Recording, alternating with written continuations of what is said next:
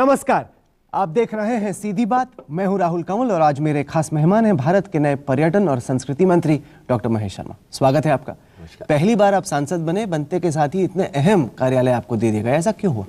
उनको अपनी जो टीम थी उनके पास, उनमें उन्होंने खोजा होगा कुछ, मेरे काम को उन्होंने वॉच किया होगा लंबे समय तक। कुछ लोग कहते हैं कि आप बड़े डॉक्टर हैं, बड़ा अस्पताल चलाते हैं, संघ के तमाम नेता, बीजेपी के तमाम नेता आपके यहाँ इलाज कराते हैं, इसी वजह से आपको ये दिया। देखिए, माननीय प्रधानमंत्री जी ने एक एक व्यक्ति चुन चुन कर उन कामों पर लगाया गया जो उनके सपनों को साकार कर सके, देश के लिए कुछ कर सके।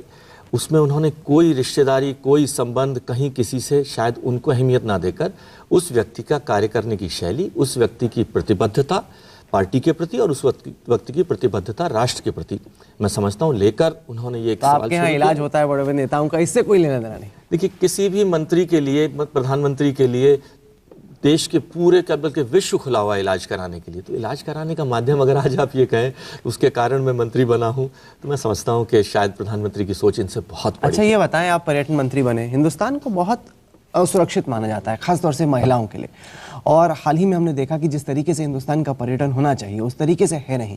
छोटे छोटे देशों में हमसे बहुत ज़्यादा पर्यटक आते हैं। क्या आप करेंगे मंत्री जी ये सुनिश्चित करने के लिए कि जो हिंदुस्तान पर्यटक आता है वो महफूज रहे? उनको सुरक्षित करने के लिए आज हमने जो प्लान किया है पहले फेज में, एंड टू एंड टूरिज्म, कि हम जो इंटरनेशनल टूरिस्ट हमारे देश के अंदर किसी भी रास्ते से घुसेगा, हम उसे स्वीकार कर कर उसके टूरिस्ट प्लेस पर GPS oriented taxi, helicopter services या एक प्रोटेक्टेड एटमॉस्फेयर के अंदर हम उसे वहां ले जाएंगे। टूरिस्ट प्लेस पर प्रदेश सरकार, मतलब पर्यटक के साथ पुलिस वाला घूमेगा? पुलिस वाले नहीं, जीपीएस ओरिएंटेड टैक्सीज होंगी। उनके साथ हम प्रपोज कर रहे हैं कि जब भी टूरिस्ट हमारे देश में घुसे उसको हम एक टोल फ्री नंबर देंगे। जब कस्टम क्लियरंस पर वो आएगा तो उसे एक 24/7 टोल फ्री नंबर देंगे। वह नंबर लेकर वह पूरे देश के अंदर घूमेगा। अगर कहीं कोई दिक्कत आएगी, खास तौर पर हम अपने जो लोग रिसीविंग हॉस्पिटैलिटी के लोग होंगे उनको हम बताएंगे कि डूज एंड डोंट्स। आते ही सबसे पहले हम उनको एक पर्चा देंगे कि these are the dos and don'ts. कई बार हमारे जो अंतर्राष्ट्रीय टूरिस्ट आते हैं वो ना ज्ञान की स्थिति होने के कारण, मान लीजिए किसी पहाड़ पर चढ़ रहे हैं तो ट्रैकिंग करते करते और लंबे गहराई में आगे निकल गए, या कुछ जो डोंट्स हम उनको बताकर चलते हैं उनको वायलेट कर देते हैं। अब हम चाहेंगे, ये बात सही है कि देश की इज्जत का सवाल है कि कोई टूरिस्ट, अंतर्राष्ट्रीय टूरिस्ट आए और उसके साथ कोई हादसा हो जाए, इसको हटाने के लिए। जैसे हम फर्ज कीजिए कभी आगरा जाते हैं या लाल किले जाते हैं तो हम देखते हैं कि पर्यटकों को परेशान बहुत किया जाता है कि एक पर्यटक रहता है, 50 दलाल उसके इर्द गिर्द रहते हैं। क्या करेंगे आप? ये कष्ट की बात है और इसके लिए मैं अभी प्रपोज कर रहा हूं कि कानून भी ले आ जाए। आज की डेट में जो कानून है, कायदे से आगरा के अंदर अगर जाए तो इनके लिए एक शब्द है, उसे कहते हैं लपका, जिसके अंदर अगर टूरिस्ट आया है तो उस टूरिस्ट को ल्यूर करने के लिए होटल तक, उस टूरिस्ट को ल्यूर करने के लिए गाइड तक, उसको अपना सामान बेचने के लिए, यहाँ तक कि उसको लोग छूना शुरू कर देते हैं, उसके कपड़े खींचना शुरू कर देते हैं। इसके लिए हमने जैसे बताया कि एंड टू एंड टूरिज्म में जैसे ही टूरिस्ट व्यक्ति वहाँ पर उतरेगा, इस कानून को पास करके। क्या है कानून? अभी कानून ये है कि इस दफा पर उस पर कोई दफा नहीं लगाई जा सकती। तो आपका क्या कानून? हम उसके लिए एक नया अमेंडमेंट लाने का प्रस्ताव अभी रखेंगे कि आखिरकार इसमें प्रस्ताव लाया जाए ताकि ऐसा अगर कोई कर रहा है, अगर कोई टूरिस्ट है तो उसके बिल्कुल इर्द गिर्द अगर उसको छूता है, उसे ल्यूर करने की, मार्केटिंग करने की एक लिमिट हो सकती है, लेकिन अगर उसे छूकर या अगर किसी तरह से करता है तो उस पर कानूनी धाराएं लागू होगी। पर्यटक के साथ साथ वो पुलिस सिक्योरिटी होगी। अगर पर्यटक को कंप्लेंट करेगा तो भी उस बेस पे होगा। वीडियो सर्विलेंस कैमरेज होंगे, उनके माध्यम से अगर हमें पता चल जाएगा कि अगर किसी टूरिस्ट को किसी ने परेशान किया इस लिमिट से ज़्यादा, तो उस पर बाकायदा मुकदमा दर्ज होकर उसे गिरफ्तारी करने का रास्ता प्रशस्त किया जाएगा। और आगे से टूरिस्टों को भी हम ये अंतर्राष्ट्रीय अपनी इंटरेक्टिव वेबसाइट्स के माध्यम से, आज जो भारत की इमेज में कहीं गिरावट आई है, मैं समझता हूँ माननीय मोदी जी के प्रधानमंत्री बनने के बाद और 2 सफल यात्राओं अमेरिका और ऑस्ट्रेलिया किया, पूरे विश्व में भारत का, भारतीयों का, भारतीय काम करने के तरीके का सम्मान बहुत ऊंचाइयों तक बढ़ा है, विश्वास बढ़ा है। नहीं, अभी वो तो जब पर्यटक बढ़ेंगे तब पता चलेगा। कोई टारगेट रखा है आपने मंत्री जी? देखिए, अभी हमारा टूरिस्ट 72 लाख है। हमारा टारगेट ये है कि अगले 3 महीने के अंदर इसके शुरुआत हो जाए। हमारा प्रयास होगा कि 1 जनवरी से ही जो हमारा नया वर्ष शुरू होने जा रहा है, 25 दिसंबर माननीय अटल जी का जन्म दिवस है, हम उसमें प्रयास करेंगे कि कुछ नई घोषणाएं, Indian tourism with new face. नहीं, टारगेट बताइए ना। 72 लाख हमारे इस टारगेट को, 72 लाख के टारगेट को हम प्लान कर रहे हैं कि अगले 1 वर्ष के अंदर हम दुगना तक ले जाने का प्रयास करेंगे। पहले चरण में बहुत छोटा सोच रहे हैं आप। देखिए, शुरुआत बहुत छोटे से करनी चाहिए। बहुत लंबी सोच के साथ अगर हम अपनी घोषणाएं लंबी कर दें और उसका हम पाप ना कर पाएं, पहले चरण के अंदर हम इसे दुगना करने का प्रयास करेंगे, क्योंकि अभी समय प्रदेश सरकारों के साथ सिक्योरिटी, सफाई, अगले 1 माह में हमारा टारगेट है कि सबसे पहले जो 3 चीज़ें हमारे टूरिस्ट को दिक्कत आती है, क्लीनलीनेस, सिक्योरिटी, हॉस्पिटैलिटी, इन तीनों पे हम नहीं, एक दिक्कत आती है कि टिकट लेने में आपको दलालों का सामना करना पड़ता है। आपकी टिकट होती है जितने भी रुपए की होती है, देना आपको ज्यादा पड़ता है क्योंकि दलाल खड़े होते हैं टिकट जब्त करके। इसका क्या करेंगे आप? देखिए, इसके डॉक्टर आप हैं कि आपने डायग्नोज कर लिया कि टिकट की प्रॉब्लम है, इलाज हम कर देंगे। क्या करेंगे? 1 जनवरी से हमारे 3 देश के जो बड़े मॉन्यूमेंट्स हैं, हुमायूं टॉम्ब, लाल किला, आपका ये ताज, इन पर हम ई टिकटिंग चालू कर देंगे। बार कोडिंग के साथ वो ई टिकटिंग अपनी ले सकेगा, कहीं अपने मतलब पर्यटक घर बैठे खरीद सकता है, अपने होटल के कमरे में बैठकर वो अपनी टिकट ले सकेगा। हिंदुस्तानी पर्यटक भी, इंटरनेशनल पर्यटक भी। संस्कृति मंत्री भी हैं, कल्चर मिनिस्टर, और हमने आपका एक बयान पढ़ा जिसमें आपने कहा कि आप चाहते नहीं कि हिंदुस्तानी बच्चे जो हैं स्कूल में पढ़ने वाले वो विदेश जाएं किसी दौरे पे, वो चाहते हैं आप कि वो हिंदुस्तान में ही घूमें। ऐसा क्यों? घूमने दीजिए विदेश। देखिए, जब हम विश्व के किसी कोने में जाते हैं, हमारी एसेट क्या है? We talk of our rich Indian heritage and culture. That is our strength. We talk of this. Now the 3 ministries where I have been involved with, मैं चाहूँगा कि भारत की रिच हेरिटेज और संस्कृति को टूरिज्म के माध्यम से, एविएशन के पंख लगाकर विश्व के कोने कोने तक पहुँचाया जाए, और उसके लिए शुरुआत अपने घर से क्यों ना हो। बात खाली पैसा नहीं, उससे पहले हमारे युवा के दिल में हमें एक जज्बा जगाना होगा कि मुझे कहीं जाने से पहले, जिस इंडियन हेरिटेज कल्चर की मैं बात करता हूँ, उससे पहले मैं कम से कम उसके बारे में जानूं। तो मैं सबसे पहले अपने इंडिया को एक्सप्लोर कर रिच तो हूँ, तब मैं जाकर अपने तो आप नियम बनाएंगे कि स्कूल के बच्चे बाहर ना जाएं? मैं आदरणीय हमारी HRD मिनिस्टर हैं, मैं स्मृति ईरानी जी से, उनसे मैंने समय मांगा है कि मैं उनसे बात कर इसको स्कूल के क्यूरिकुलम में हम ऐड करें कि बच्चे को पहले भारतीय संस्कृति की म्यूजियम्स के, इनके बारे में ज्ञान कर। दिल्ली में रहने वालों से मैं पूछूं नेशनल म्यूजियम कहाँ है, शायद बहुत सारे बच्चों ने नहीं विजिट किया होगा। एक इंक्विजिटिव हमें उनमें डेवलप करना पड़ेगा कि पहले हमारा नेशनल म्यूजियम विजिट करें और फिर आगे जाकर कहीं बात। उत्तर प्रदेश के मंत्री हैं आजम खान, वो कहते हैं कि ताज को वक्फ प्रॉपर्टी बना दो। आप तो कह रहे हैं कि ई टिकट लाएंगे। आजम खान तो आपसे छीनना चाहते हैं ताज को। और कल वो लाल किला छीनना चाहेंगे तो मैं समझता हूँ आजम खान साहब एक बहुत वरिष्ठ मंत्री हैं, और ताज को बांटना मैं समझता हूँ बेमानी होगी। ताज एक राष्ट्रीय धरोहर है, राष्ट्र की शान है, यूनेस्को की विश्व हेरिटेज में उसका नाम है, विश्व का टूरिस्ट। आज मुझे दुख है कि ताज के टूरिस्टों में गिरावट हो रही है। इसकी यही कारण है। मेरा प्रयास होगा कि अगले 3 माहों में ये गिरावट रुककर हम बढ़ोतरी की तरफ बढ़ें।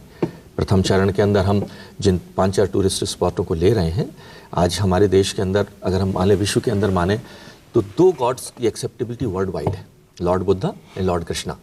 लॉर्ड कृष्णा के हमारे सेंटर्स हैं मथुरा, वृंदावन, गोवर्धन। इसको हम इंटरनेशनल टूरिस्ट मैप पर लाएंगे। 2 सर्किट्स हम प्रपोज कर रहे हैं, एक इंटरनेशनल टूरिस्ट सर्किट, एक डोमेस्टिक टूरिस्ट सर्किट।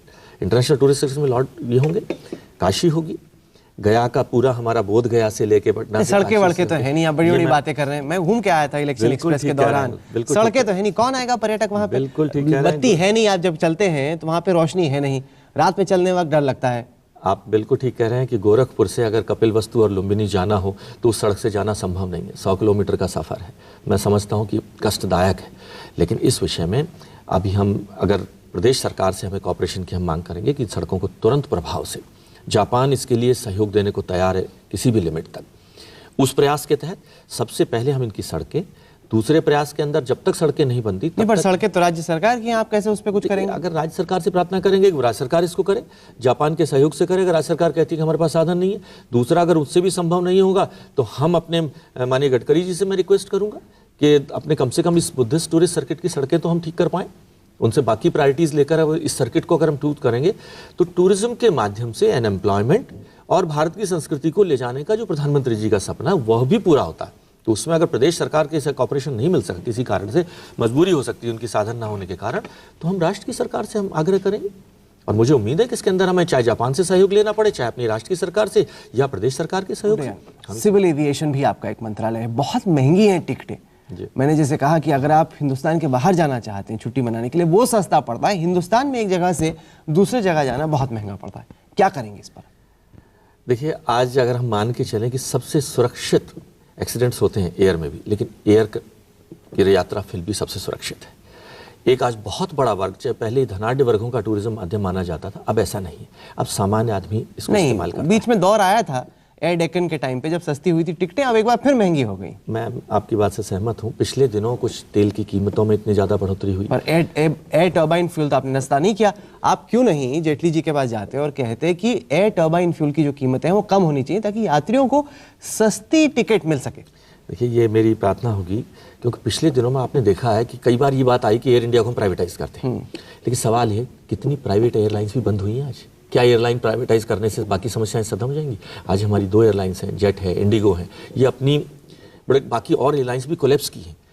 तो आपने कहीं पक्ष में है कि खिलाफ है एयर इंडिया के प्राइवेटाइजेशन? मैं पक्ष में नहीं हूं कि इंडिया को प्राइवेटाइज किया जाना चाहिए। अरे पीएम कहते हैं कि government has no business of being in business, मंत्री कहता है कि नहीं एयर इंडिया को चलाना। आपने कभी एयर इंडिया की अगर आप यात्रा करें, क्यों सरकार को एयर इंडिया चलाना चाहिए? मेरा ये कहना है कि माननीय प्रधानमंत्री जी का आदेश तो मेरे लिए सर्वोपरि होगा ही, लेकिन हम आखिरकार इसे चैलेंज लेकर क्यों ना एयर इंडिया को उन एयरलाइंस, अंतर्राष्ट्रीय एयरलाइंस की श्रेणी में लाकर खड़ा करें। अरे बड़े-बड़े मंत्रियों ने बड़ी कोशिश की, कुछ नहीं कर पाए। प्रयास देखिए, ऐसा कल हम इतिहास देखकर हम खाली आगे बढ़ने के सपने छोड़ दें, मैं समझता हूँ उचित नहीं होगा। हमारे साथ एक जो सबसे बड़ी दिक्कत मैं एयर इंडिया में बता देता हूँ, जो पुराना स्टाफ और उनके साथ जो एग्रीमेंट्स हमारे हुए हैं वो इतने ट्रिवियल है, उनसे बाहर निकलने के अंदर हमें थोड़ा सा समय लग रहा है। पिछले 2-3 वर्षों के अंदर एयर इंडिया में कुछ प्रयास शुरू हुए हैं। मैं समझता हूं कि एयर इंडिया का बने रहना, और मैं तो कहता हूं प्राइवेटाइज क्यों बना रहना, मैं पूछूं आपसे? देखिए, ऐसी एयरलाइन जिसमें हर विमान पे जो क्रू स्ट्रेंथ है दुनिया में सबसे ज्यादा है, सबसे इनएफिशिएंट एयरलाइन है, क्यों आप उसको चलाना चाहते हैं? देखिए, एयर इंडिया की मैं मानता हूं कि उनकी सर्विसेज उस मार्ग तक नहीं, लेकिन इसके अंदर बहुत बड़ा कारण, मैं आपको अंदर की बात बता दूं, बहुत बड़ा कारण अंतरिम राजनीति भी कहीं ना कहीं रही है। एयर इंडिया के डेवलप करने के लिए बाकी जो एयरलाइंस थी उनको कहीं सहयोग मिला, एयर इंडिया को उतना सहयोग नहीं मिला। एयर इंडिया के लिए प्रयास, इतना तो देश ने पैसा लौटा दिया, पैसा देने से हजारों करोड़ रुपए लौटा दिए। पैसा देना तो मैं समझता हूं किसी को अपाहिज बनाना है। किसी संस्था को आप पैसा तो दे आप दीजिए, करेंगे क्या? उसको सब्सिडी दे दीजिए। आप करेंगे क्या? मैं उसका इन हाउस कल्चर सुधारने के लिए मैंने प्रधानमंत्री जी से 6 महीने का समय मांगा है। एयर इंडिया की हमारी 3 सहयोगी मेन संस्थाएं, 5 हमारे हैं, एयर इंडिया एक्सप्रेस और अलायंस के 8 प्लेन है जो छोटे सेक्टर पर। उन्होंने कहा है कि ये हमारे लॉस में चल रहा है। मैंने कहा आप मुझसे जॉइंट वेंचर करिए, हम 6 महीने में इस सर्किट को प्रॉफिट पर लाकर दिखाएंगे। नहीं, पर जो मैंने आपसे सवाल पूछा आपने घुमा दिया। हाँ, मैंने आपसे पूछा कि आप जाके जेटली जी पे प्रेशर डालिए कि जो टिकट की कीमतें हैं वो सस्ती होनी चाहिए। अब तक जो भी सिविल एविएशन है उसको एक बड़े ग्लैमर के तौर पे देखा जाता है, अमीर लोगों के लिए माना जाता है। अब तो हर आदमी हवाई यात्रा करना चाहता है। अब क्यों नहीं टिकटें सस्ती करती? एक जो बहुत बड़ी वजह है कि प्राइवेट कंपनियां नुकसान में है वो ये कि टिकट की कीमत इतनी ज्यादा है, दुनिया में कहीं इतनी कीमत नहीं है टिकट की। देखिए, ये वो अंडा और मुर्गी वाली कहानी है कि अगर टिकट का प्राइस बढ़ जाए तो प्रॉफिट में हो जाएंगे, लेकिन ऐसा नहीं है। खाली टिकट, ओवरहेड्स को कम करना। आज हमने कल हमारी एयर इंडिया के साथ पहली मीटिंग थी और उस मीटिंग में हमने कहा कि मुझे 10% कॉस्ट कम करके दिखाइए। अपना स्टाफ, नई स्ट्रेंथ अपॉइंट करने से पहले अपने रिसोर्सेज को यूज करिए, और कॉम्पिटिटिव लाइंस में अन्य एयरलाइंस के माध्यम से उसके रास्ते में अगर कोई चीज़ आती है तो आप हमसे डिस्कस करिए। और इसके रिजल्ट हमें अगले, उम्मीद है कि 3 माह के अंदर आप महसूस करेंगे कि उसके लिए प्रयास और उसके रिजल्ट आने। हमारी सबसे बड़ी जो दिक्कत आ रही है वो स्टाफ जो पिछले 30 वर्षों से है, एल्डरली पॉपुलेशन है, उस स्टाफ की, उनकी सैलरी वेजेस इतने ज़्यादा हो चुके हैं, उसको कम करने में हमें कैसे करेंगे आप? अब हम उनमें से कुछ को VRS के माध्यम से रिटायर कर रहे हैं और स्टाफ हम ऐड नहीं कर रहे हैं। अगला जो स्टाफ हम ऐड करेंगे वो हमें युवा स्टाफ होगा, वो हमें लो सैलरी पे मिल जाता है। एक वहाँ का पियन जो हो सकता है वो हो सकता है कि नई स्टाफ करने वाले से 3 गुना ज्यादा तनख्वाह ले रहा हूँ, लेकिन उसका आउटपुट उतना नहीं। पियन का जमाना गया जनाब, कौन सी दुनिया में है? जो भी वहाँ का क्लर्क, बड़ी बड़ी कंपनियों में आजकल पियन नहीं हुआ करते, सिर्फ सरकारों में होते हैं पियन। क्लर्क है वहाँ की, और वहाँ का मुझे पता चला कि हमारे 2 होटल है, जम्मू कश्मीर वाला और सेंटोर होटल। जम्मू कश्मीर वाला बेच दीजिए, कोई जरूरत नहीं है एयर इंडिया को एयरपोर्ट चलाने में। खूबसूरत लोकेशन पर है वो, लेकिन वहाँ का जो स्टाफ है वो पता चला 55 वर्ष का स्टाफ है। अब उस 55 वर्ष के स्टाफ से आउटपुट लेना मुश्किल है। लेकिन तो अभी मैं, क्योंकि मुझे 10 ही दिन हुए अभी मंत्री बने, तो मैं इन बॉटलनेक्स को एक्सप्लोर कर रहा हूं। बताएं कि नेपाल में इस वक्त बड़ा फसाद हो रखा है। वो कह रहे हैं कि पीएम ने आना था, लुम्बिनी, जनकपुर जाना था, और अब चूंकि आपके कश्मीर के मुसलमान वोटों पर नजर है, आपने लास्ट मोमेंट पर कैंसिल कर दिया। आप तो कल्चर मिनिस्टर भी हैं, टूरिज्म मिनिस्टर भी हैं। अगर लुम्बिनी जाते, जनकपुर जाते, तो इससे तो कल्चर टूरिज्म को फायदा मिलता। देखिए, मैं देश की जनता को और आपको भी बता दूं, आज़ादी के 67 साल में नेपाल से हमारा टूरिज्म के माध्यम MOU पहली बार साइन होने जा रहा है। नहीं नहीं, मेरे सवाल का जवाब दीजिए ना। उसका कि आपकी नजर थी कश्मीर के वोटों पर। हमारे कश्मीर के वोटर, कश्मीर जाके रैली करना तो उनकी प्राइमरी थी, लेकिन इसलिए कि कश्मीर के मुस्लिम वोटरों से हमारी, इसलिए जनकपुर कैंसिल नहीं किया है। नेपाल के साथ टूरिज्म का समझौता कल होने जा रहा है 25 से 29 की, उसमें एमओयू साइन, और मेरा सौभाग्य है कि उस समझौते पे मेरे दस्तखत हैं। मैं देश का पहला एविएशन या संस्कृति मंत्री बन रहा हूं जिस पे उसको दस्तखत करने का मौका, प्रधानमंत्री जी उस पर साइन करने जा रहे हैं उस पर। और उसमें लुम्बिनी सर्किट, लुम्बिनी, कपिलवस्तु और इस क्षेत्र को पूरा डेवलप करने का पूरा नक्शा पहली बार आजादी के बाद बन रहा है। जम्मू कश्मीर का जो मिशन था अमित शाह का, मोदी जी का, उसमें भी आप बड़े जुड़े हुए थे। क्या आपको लग रहा है कि ये जो प्लान था आपका कि बीजेपी का मुख्यमंत्री होना चाहिए जम्मू कश्मीर में, क्या वो सफल होगा? देखिए, कश्मीर भारत की शान है, स्वर्ग दुनिया पर, उसको कहीं ना कहीं उसके साथ जाती हुई है, और परिवारवाद की वहाँ राजनीति चलती रही है। माननीय प्रधानमंत्री जी ने कल सपना दिखाया है लोगों को, कश्मीर के लोगों को, कि मैं इसकी टूरिज्म, जो इसकी मेन इंडस्ट्री है, उस टूरिज्म को मैं उसी वापस सम्मान के साथ लाकर दिखाऊंगा। ये उन्होंने वादा किया है। क्या ये वादा हम किसी दूसरे मुख्यमंत्री को बनाकर संभव कर सकते हैं? जब हमारा मुख्यमंत्री होगा, हमारे सहयोग से जो मुख्यमंत्री होगा, हम उस सपने को साकार करेंगे। आज कश्मीर की जनता त्राही त्राही कर रही है, वो आतंकवाद से हाथ। कश्मीर में कई समस्याएं भी हैं, पर्यटन तो केवल एक चेहरा है। कश्मीर में बहुत और समस्याएं हैं जिनका समाधान खोजने की जरूरत है। कहीं ना कहीं उन पे फोकस तो हो नहीं रहा। पर्यटन का मतलब एकदम कश्मीर के पास, कश्मीर में हम बहुत कुछ, सिर्फ पर्यटन के माध्यम से कश्मीर का नक्शा बहुत बड़ा। मैं एक स्लोगन देना चाहता हूं, terrorism we will cover by tourism. Terrorism को हम टूरिज्म के माध्यम से समाप्त करेंगे। जब तक टेररिज्म की समस्या का निजात नहीं पाएंगे तब तक टूरिस्ट पे हमला हो सकता है, टूरिज्म पे होगा टेररिज्म। देखिए, टूरिस्ट, दोनों बातें हैं। जब टूरिस्ट का पांव वहां पड़ना शुरू होगा तो टेररिज्म अपने आप समाप्त होगा। वहां के लोगों को ये पता चलेगा कि हमारा टेररिज्म जनाब पाकिस्तान से आ रहा है। देखिए, उसके लिए रोकने के लिए तो देश की सरकार ने संदेश दे दिया है।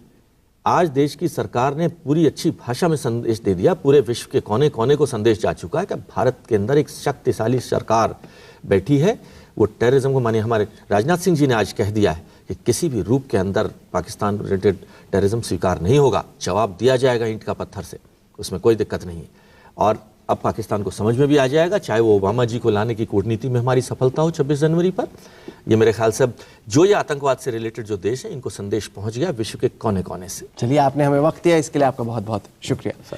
तो ये थी डॉक्टर महेश शर्मा से आज की सीधी बात। ये कार्यक्रम आपको कैसा लगा? आप अपनी राय हमें ईमेल के जरिए भेज सकते हैं। हमारा ईमेल का पता है sb@aajtak.com।